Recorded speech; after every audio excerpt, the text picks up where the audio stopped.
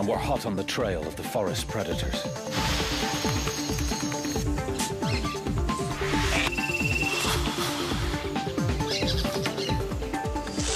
That is a cat. That's really good news. This is a brand new camera, it's never even been used before. Why is it scary? I know, I'm sure it's fine. You've still got it. There's something quite big walking around underneath the tower. I'm just trying to see what it is. Has a mind of its own a lot of the time.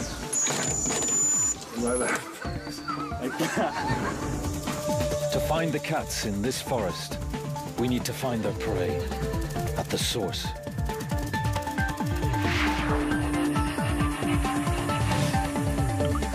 In the hottest months, drying riverbeds lead animals straight to shrinking waterholes.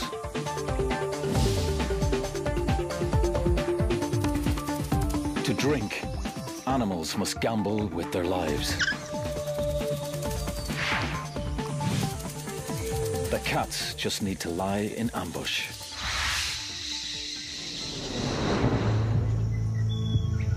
These hidden pools are a perfect place to meet cats after dark, when they're most active.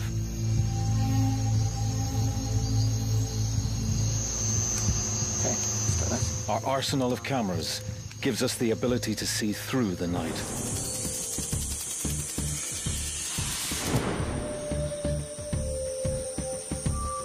The Starlight camera takes available light from stars or moon and magnifies it, allowing us a cat's eye view of the forest.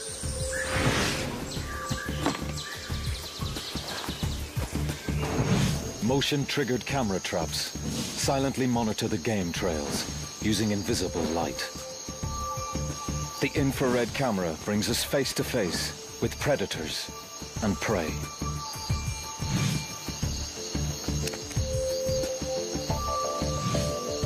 Warm-blooded mammals can't hide from our thermal camera.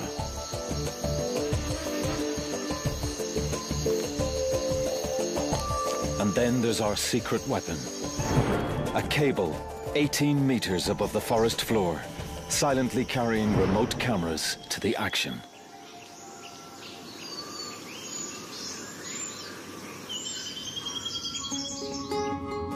All of this unique technology has just arrived in Costa Rica's Santa Rosa National Park. The aim? To film one waterhole with cable cameras and remote cameras, as well as camera traps spread further afield. The location is perfect. A drying riverbed that attracts prey and camera-shy predators from a wide area.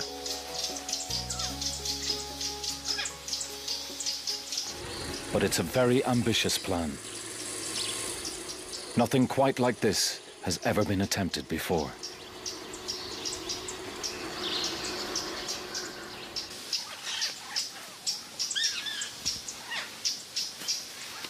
"50 years ago, most of this land was pasture, and ranchers shot cats on sight. Now, Santa Rosa and the surrounding area is one of the most important natural refuges in Central America, and the daytime forest is full of life. But the life we're looking for is normally concealed by trees.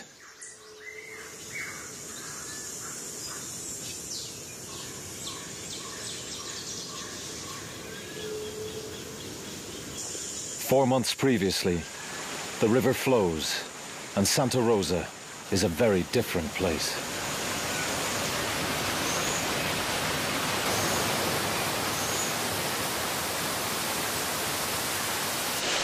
Martin Dorn and cable expert Tim Fogg are greeted by the heaviest rain in decades. The river is much higher than usual, so just getting around is a challenge.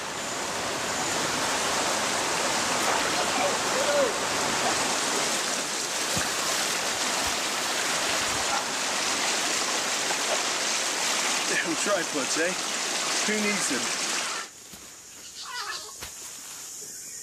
Martin and Tim are looking for strong trees to anchor the heavy camera cable. So it normally, when it's dry, it extends west from those rocks down to No, just there. just about here.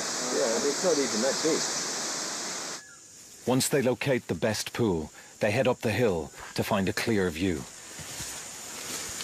They soon realize there's no tree strong enough to support a cable, so they'll have to build a steel platform to take the weight. I mean, yeah, let's just establish that it's possible. That's what I mean. Yeah. Or what, you know, because we might say, well, the only way to do this is we have to have 20-metre scaffold. At the other end? Yeah. Yeah, yeah. Well, that would be a bad thing. That would be a very bad thing. Yeah. Yes. Yeah, lots is possible. Always the question is how much time and effort. Getting a cable across this valley is one of the toughest challenges Tim's ever faced.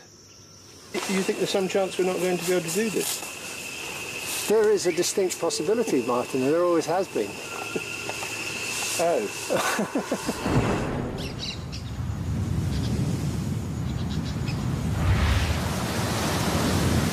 The dry season winds drive water out of the forest.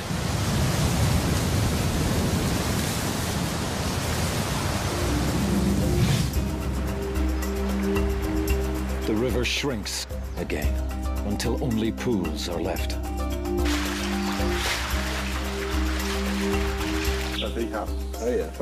Jaguar scientist Eduardo Carrillo has studied cats here for 25 years.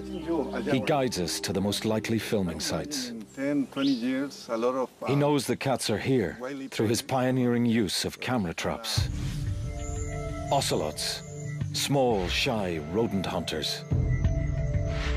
Pumas, 60-kilo deer hunters.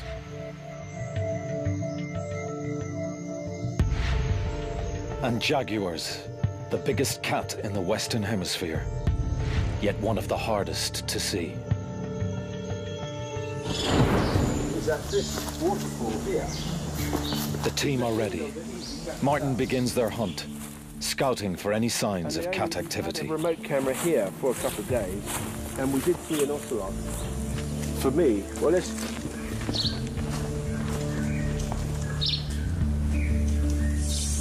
There's a footstep. That's a cat. Yeah, no, perfect. It's an ocelot footprint. Good eye, Martin. Really good eye. Downriver, camerawoman Justine Evans finds her own evidence. Look at this. That is a cat. It's large.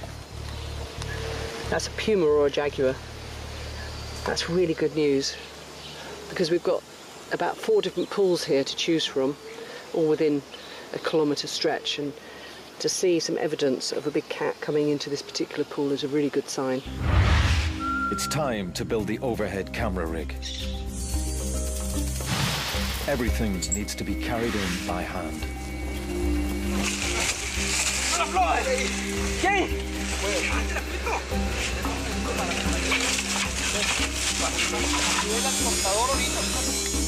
A 7-metre-high platform will anchor the cables and serve as a control centre for the remote cameras in the valley.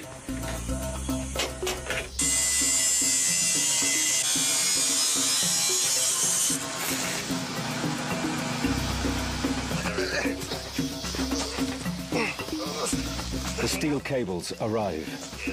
Carrying these 150-kilo weights to the site is just the beginning.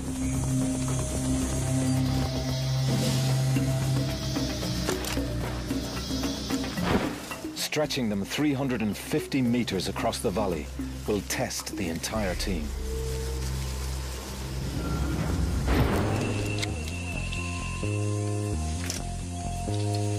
One, 2, 3, fire! Crossbows shoot thin line over the trees, but only 100 meters at a time. Yeah, I can see it. I just paused up again. This is just getting worse and worse, really. Then we must untangle the line before firing the next length. 3, fire! It's a major challenge, and everyone's feeling under increasing pressure. We sure we want this? Why is it scary? I know, I'm sure it's fine. You've still got it. It's still going back to the tree. Nothing scary about it. My confidence has gone since I couldn't open the box. Yeah, I'm chuffed with that bit. Yeah, I am. I get chuffed with each bit. But as I say, then you go, oh God, the next bit. Because the next one, the cables are getting heavier and heavier. The pulley systems are getting bigger and bigger. We're into big winches and things now. So. A week later, we finally get the line across the valley and into position. Now the team needs a volunteer to zip line down the cable and clear away branches.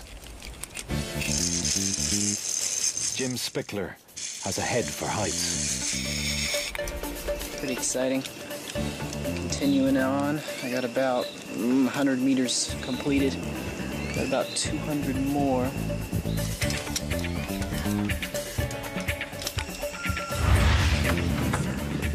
Pretty excited right now.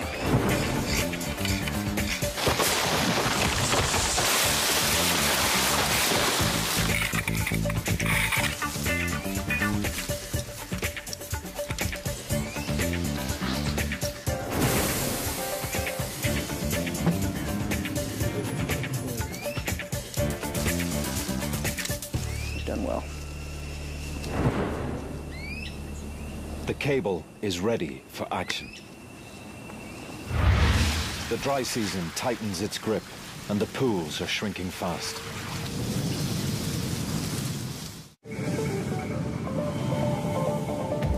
It's time to break out our special filming equipment.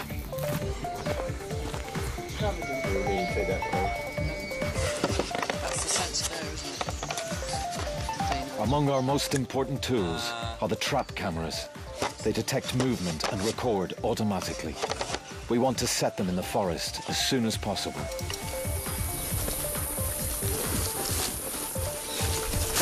Cameraman Nick Turner has worked in this difficult location before.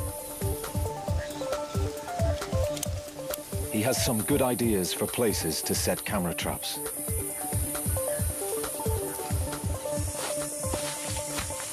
They'll offer a fascinating window into a secret world.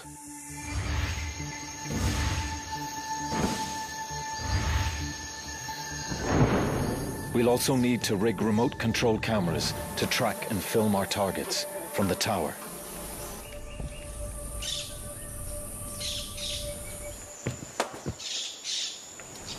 The camera will move on a dolly suspended from the cable, at our command, if we can fine-tune its controls. String is a reliable piece of technology. All this stuff runs out of battery and has a mind of its own a lot of the time. Like that. At the moment, cable dolly, raising its first outing. So how do you? We're ready. I'm just going to turn the power on. Control. Not really happy with that. Well, I'd be a little filling. I'm not sure I don't be able to run this through my hands.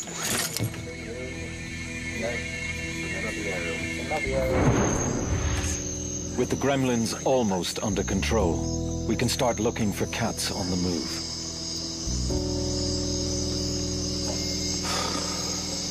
The first 48 hours of scanning prove how elusive the cats are. But we know they are near. Then, we have a lucky break.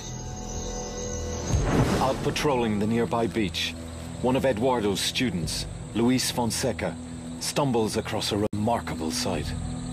A young jaguar killing a nesting sea turtle. His camera phone captures the first moving images of a jaguar from Santa Rosa.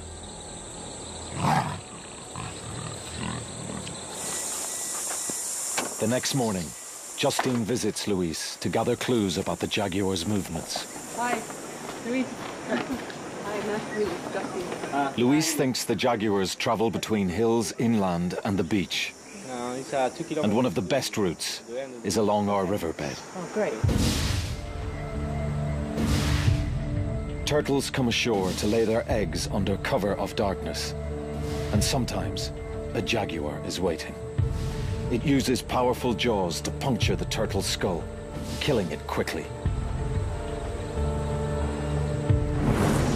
Luis takes Justine to the area. If the jaguar returns, a trap cam will be waiting. Once the lid's closed, we can leave it running for 2 months. Back at the tower, news is good. Got your camera running? Yes. The dolly's working well now, and there's no wind. At least we've got a camera in position, so if anything does happen, we can see it.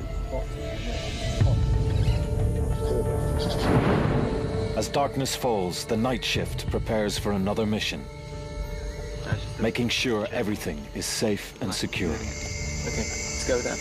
We need to level the head as well.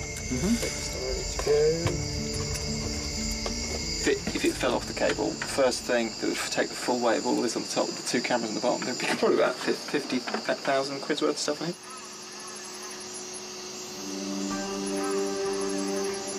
A clear, still night welcomes the camera out. The bright moonlight gives the Starlight camera an aerial shot of this amazing new world. When we add our thermal camera to pick out warm mammal bodies, the forest turns transparent. I mean, I've not seen anything like this. It's really cool.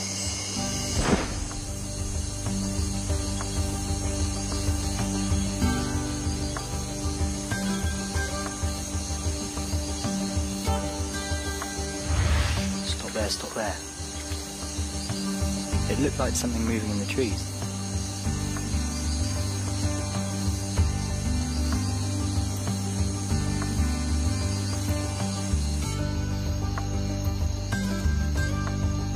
Exposed rocks retain the sun's warmth, outlining the course of the dry river. There's definitely something down in the riverbed. Slow down, stop.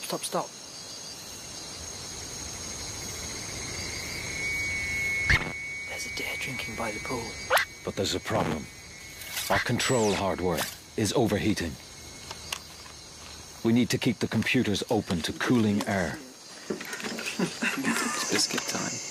We found out that the optimum space that the laptop needs to be open is exactly the same as the packet of biscuits that we get, so... It's time to wedge a pack in the laptop. The fortune of the project now depends on a pack of cookies.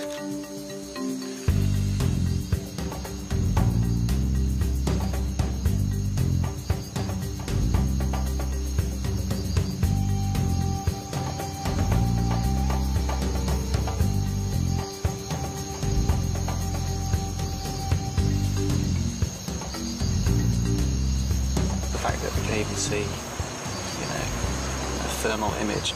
I'm quite impressed. First time I've seen something like this. It's really good.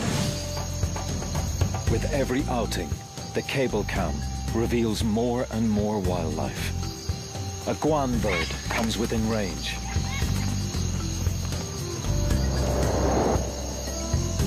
We capture an elusive tree porcupine creeping through the branches.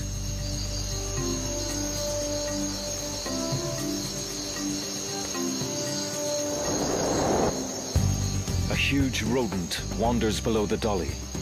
It's a paca, a very rare creature in Santa Rosa.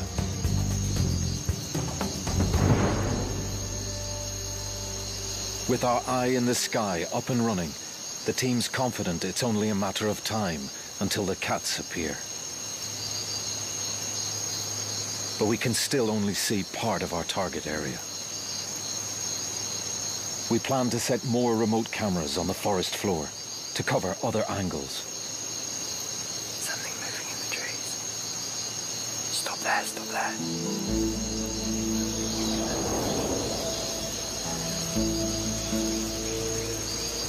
As moonlight gives way to sunlight, the daily roasting of the forest continues. Despite the heavy rain a few months ago, only a few pools remain.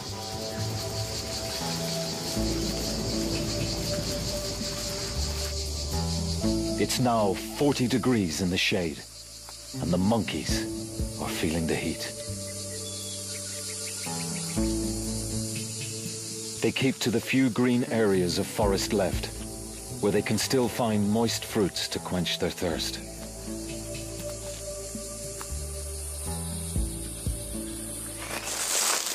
Down on the forest floor, the dry leaves are now as crisp as potato chips. The cats are more likely to use our riverbed for silent stealth. It's the perfect time. But there are problems with the remote cameras. It's got to be said. I didn't realise it was going to be... this heat was going to knock out the cameras like it did, actually. Can the camera traps withstand the soaring temperatures? Hey, tapir. That's great.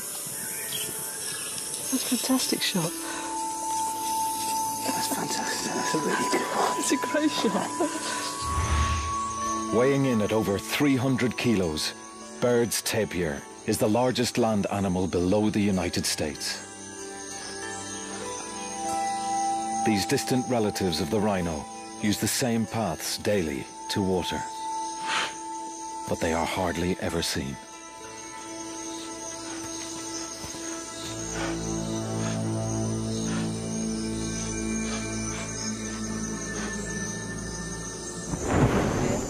Loads of them.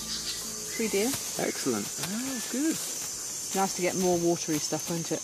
Yeah, I probably should have planned it right. But I think we should do what you said, which is point the camera at the pool. Unexpected creatures reveal themselves. Coyotes and a family of raccoons. We're seeing a lot of potential prey, like deer and agoutis. The predators can't be far behind.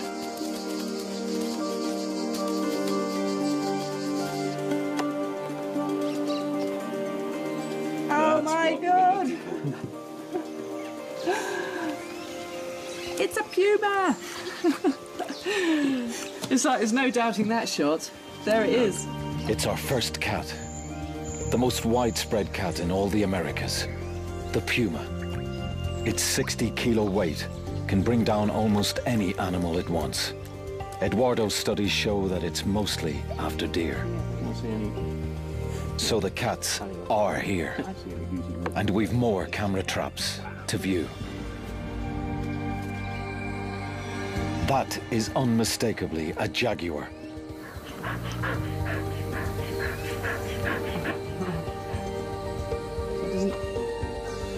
Another incredible image. Up close and very personal. Jaguars roam great distances, but they tend to remain in one area for a week or so. Which means there's a good chance we'll see this cat again. Now that is a cat. That's that is a proper cat. Howard put this one in. Later that night, we mount the starlight and thermal cameras on the cable.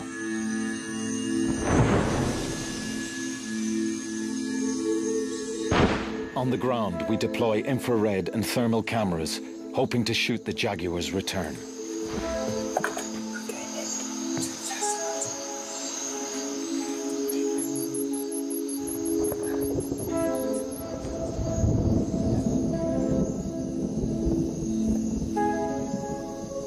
Within minutes, the thermal camera locks onto a moving heat source. Stop that, stop that. I think it's a deer. That's a deer. What's he doing? Is he eating? He's moving there.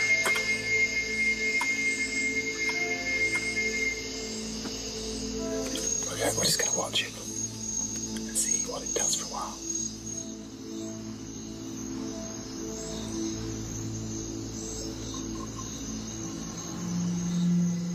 The deer looks like it's coming for a drink. The perfect moment to attract a predator.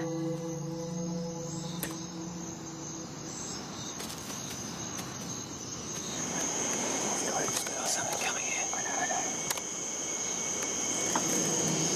Let's slow down, stop. Oh, it's a tapir, I think. Do you want to just let the dolly out really slowly and smoothly? That's it. Really slow. Sorry, okay. This is a unique moment. Up till now, Wild tapirs are practically unfilmed. They're too secretive. And here, we have a female tapir, completely unaware of cameras, beaming her live image back to the tower.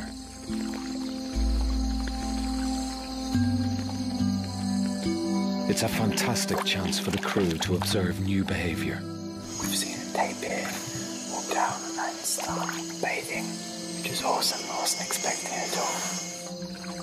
In these dry conditions, tapirs need water daily and use regular bathing spots. This is now the only pool for miles.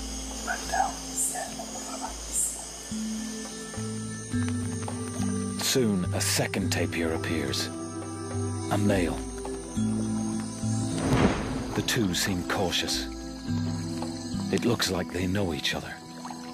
He may recognize her scent, because he probably can't see her in this level of darkness.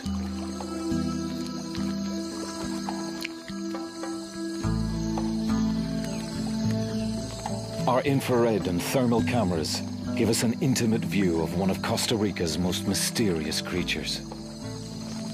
Their gentleness hides a different nature. Hunters say that a threatened tapir is very dangerous to humans and cats alike. Even a big cat might think twice before ambushing this peaceful scene.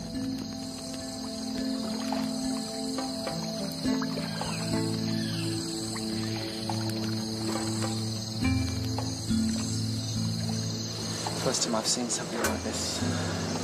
It's really good. Okay, nice.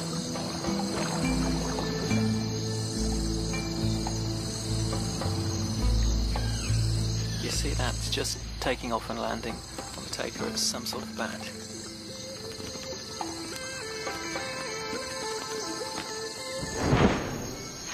That can only be a vampire. It's drinking blood. The crew now realize they're in vampire country and may be targets themselves. There's bats everywhere. I think they must be here for the deer. From the ground-based thermal camera, it looks like the deer are also in the vampire's sights.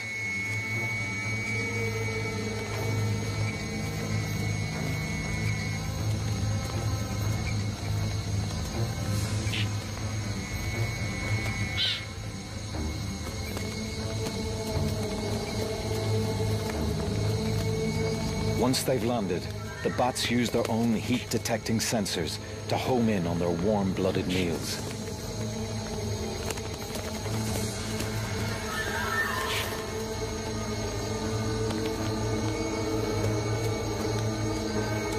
But the deer can hear the hopping vampires. They're having none of it.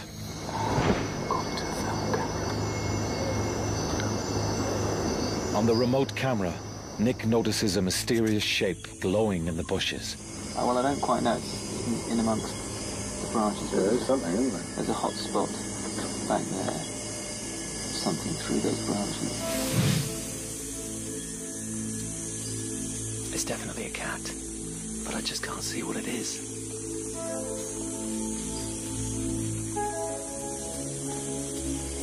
Trying to work out what's that.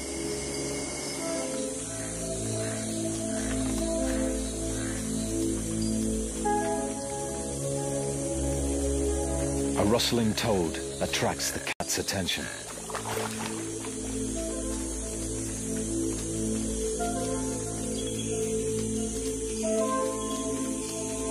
I think it's just checking out the pool. As it leaves the pool, a trap cam picks it up and reveals a new species of cat for the team. It's a male ocelot patrolling his territory. They prey on rodents, even monkeys, but stay well hidden when the big cats are around. It's a fantastic sighting for the crew. Another mystery cat of Santa Rosa. So it looks like we've got a cat. We're on a high. Then, disaster strikes. That's really dramatic news from Nick that one of the cables has collapsed. The overhead cable let go of its moorings, plunging our cameras and dollies 6 meters into the trees below.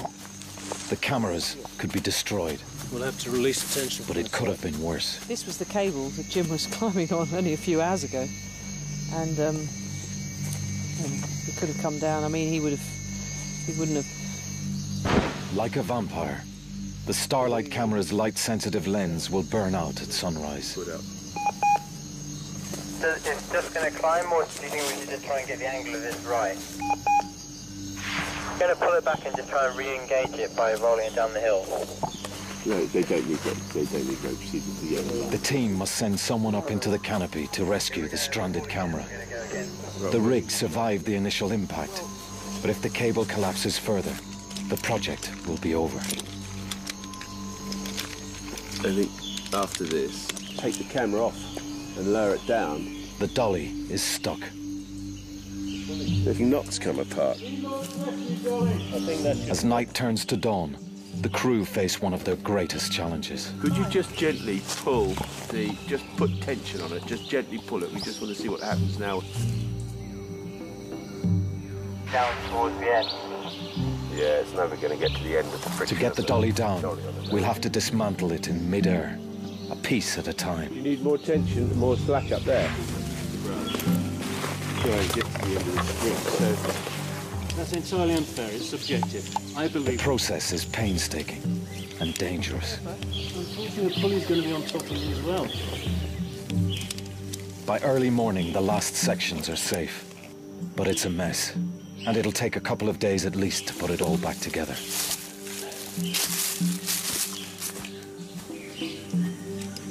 It's a huge blow to the team. Time is short. The approaching rainy season will soon put an end to filming. When the dolly's ready, work resumes on searching for the mysterious cats of Santa Rosa.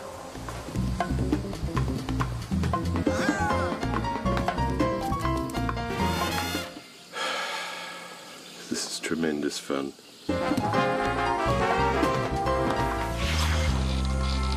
With the dolly back online, we're ready for the final sweltering week's vigil to see big cats in the wild.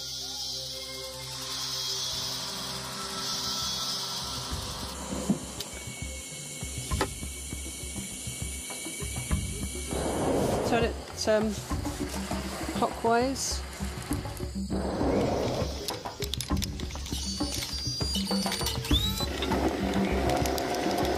We keep the valley and waterhole under 24-hour observation.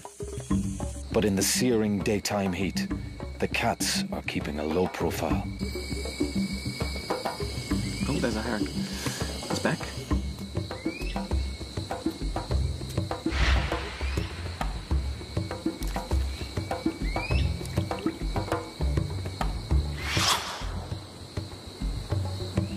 We are seeing so much prey. Our chances of spotting a jaguar are increasing.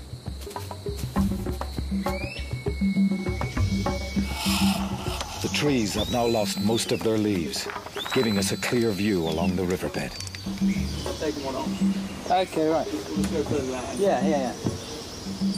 Our window of opportunity is finally open. Say when.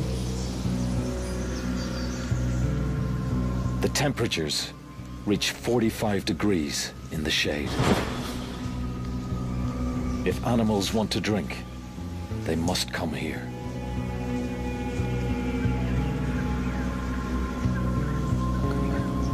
Nick's trained eye spots some movement.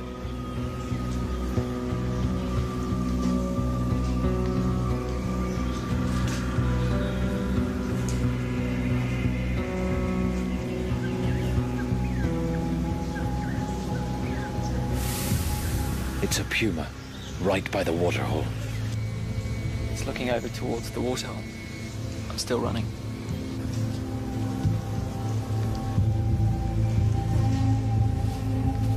She's up. Keep it steady, Howard. A mother and fawn are drinking just 200 meters from the puma.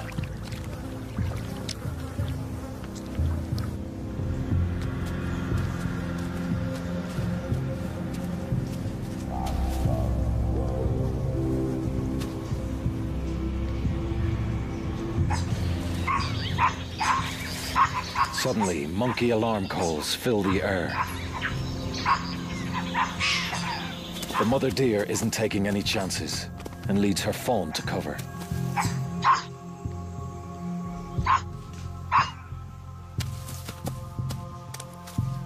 In daylight, these sharp-eyed capuchins can spot predators in the distance.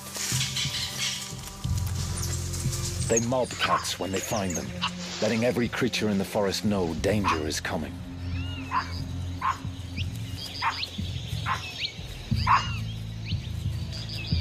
These alarm calls are one good reason why cats prefer the night.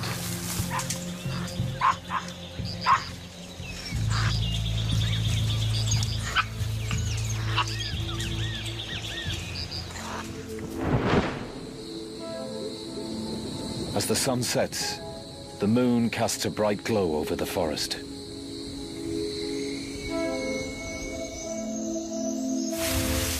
Up in the tower, the crew prepare the starlight camera. In such bright moonlight, conditions are perfect for spying on the riverbed.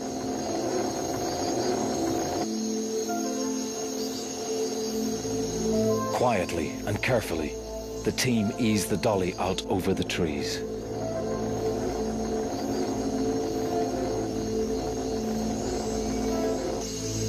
That's about 200 meters.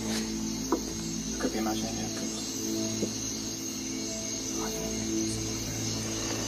We've just found a deer with a thermal camera, and it's in the forest, and it's about 100 meters from the waterhole, and it's just sitting in the bushes and not moving at all.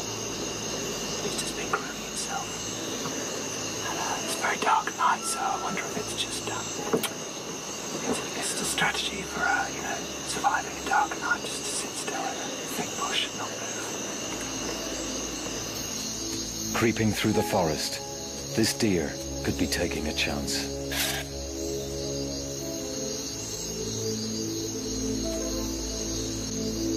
Our trap camera picks it up at the waterhole, just the sort of prey that would attract a big cat. The thermal spots a nervous tapir on the edge of the pool. Okay. The team reposition the overhead camera.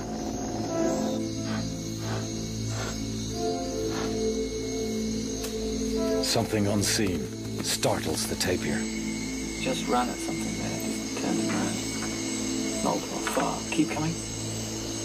On the overhead camera, Nick picks up a new heat source. There's something coming in. It's not a deer. It might be a cat. I don't think it's an ocelot.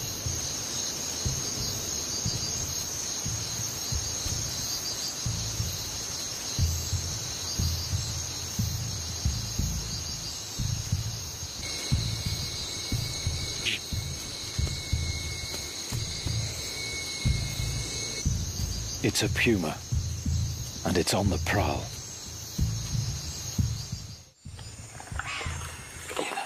Yeah. Deer alarms sound in the distance. The deer listen intently.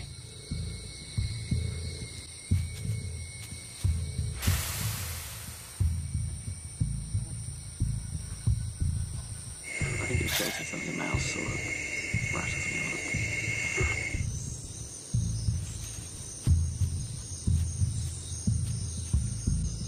that. It looks like it's stalking down the riverbed.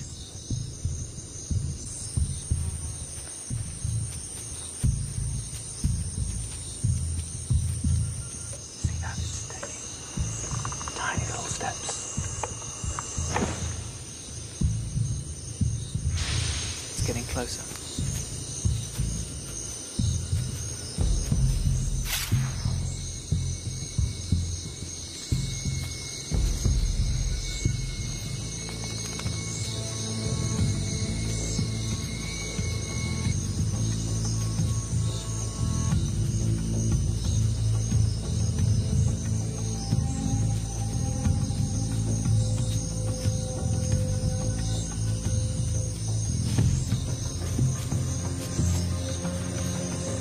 The puma is within striking distance.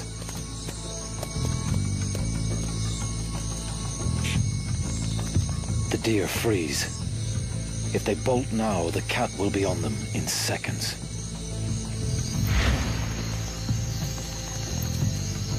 I can just see him through the branches.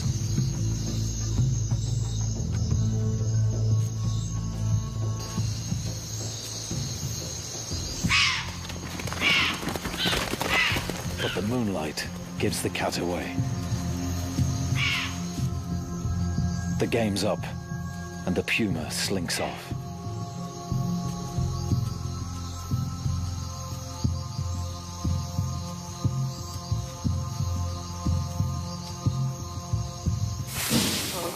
Just went on and on, didn't it? Went right under the cable. I know. Better go and save it now. Back it up. Back it up. Right, it's back. I think that's cause to celebrate. It is, yeah. It is. I might have to have a beer. The 6 AM beer. Yeah. Excellent.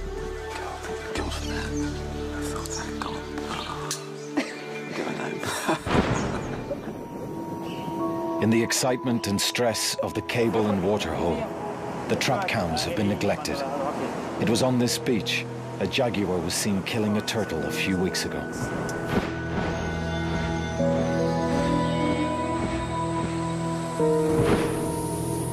Nick rushes back to camp with some good news.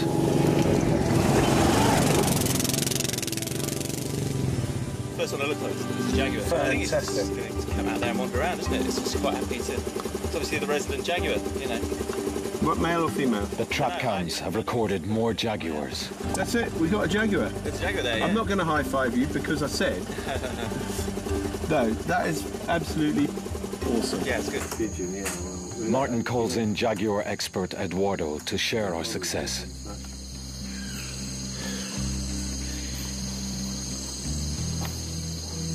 That's beautiful. It's a jaguar. 100 kilos of big male, sharpening his claws and scent marking his territory. That's beautiful, beautiful, just beautiful. The trap cam near the beach reveals an extraordinary scene. Another male finishes his turtle dinner. I mean, that's It's a beautiful animal, huh? beautiful. So you reckon that's what sort of age is that cat, do you think? I think it's let me see, it's an adult. Yeah. Not even our invisible infrared flashes can disturb its meal. Oh, that's really nice. Beautiful. Too beautiful, huh? Very in perfect position. Yeah. This is an incredible result. Images of jaguars in the wild are extremely rare.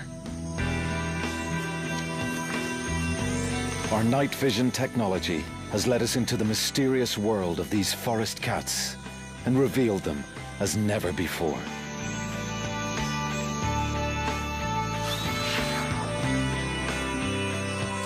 The final camera trap holds the biggest surprise.